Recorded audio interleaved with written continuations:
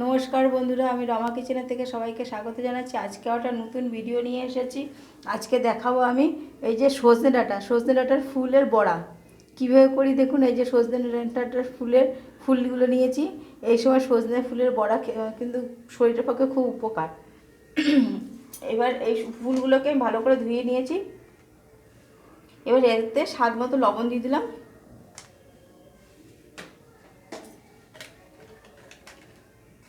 আর দিলাম পরিমাণ মতো হলুদ গুঁড়ো,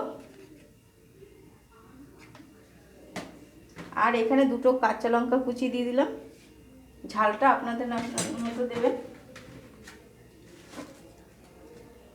আর দেবো এখানে 2 চামচ চালের গুঁড়ো, আর দেব বেসন 2 চামচ বেসন। আমি এটা আগে মাখিয়ে নেব, যদি আমার লাগে তাহলে আবার চালের গুঁড়ো আর বেসন দেবো, আর নাহলে দেবো না। এবার আমি ভালো করে এটাকে চটকে মেখে নেব। এটাকে জল ছাড়াই মাখবেন, তাহলে ভালো হবে। ফুলের ধরলে একটা ফুলের থেকে তো একটা জল বেরোয়, সেই জলে এটাকে মাখার চেষ্টা করুন।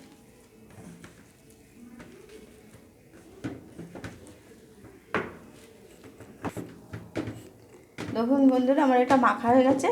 এবার আমি এটা একটু 5 মিনিটের জন্য রেখে দিয়ে আগে গ্যাসটা ধরিয়ে নেব।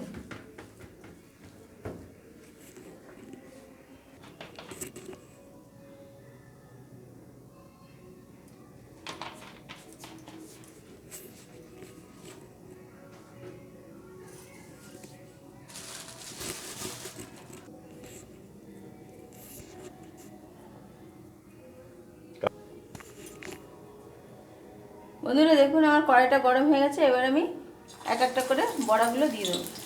কালকে জানানো তো 2 দিন ধরে চলবে।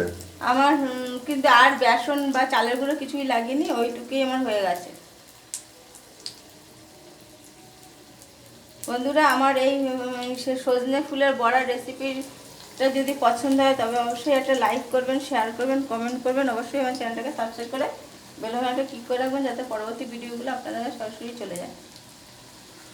যেসব বন্ধুরা আমার চ্যানেলটাকে সাবস্ক্রাইব করে রেখেছেন তাদের অজস্র ধন্যবাদ। আর যেসব বন্ধুরা আমার চ্যানেলটাকে এখনও সাবস্ক্রাইব করে রাখেননি, শুধু দেখছেন, তাদের কাছে বিশেষ অনুরোধ আমার চ্যানেলটাকে সাবস্ক্রাইব করে বেল আইকন ক্লিক করে রাখুন, যাতে পরবর্তী ভিডিওগুলো আপনাদের কাছে সরাসরি চলে যায়। আর বন্ধুরা, এই সজনে ফুল হয়তো গ্রামে যারা থাকেন তারা এমনিই পান, আর শহরে তো এগুলো এমনি পাওয়া যায় না, দেখি কিনে নিয়ে আসতে হয়।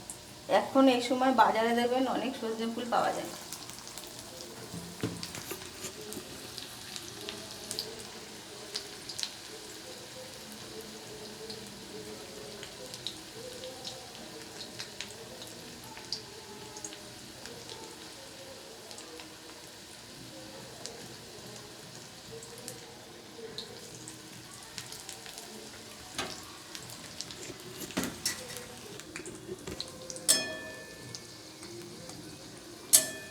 বন্ধুরা, এই বড়া কিন্তু যখন ভাজবেন গ্যাসটাকে কমিয়ে দিয়ে ভাজবেন, নাহলে কিন্তু উপরে হয়ে যাবে, ভিতরে কাঁচা থাকবে।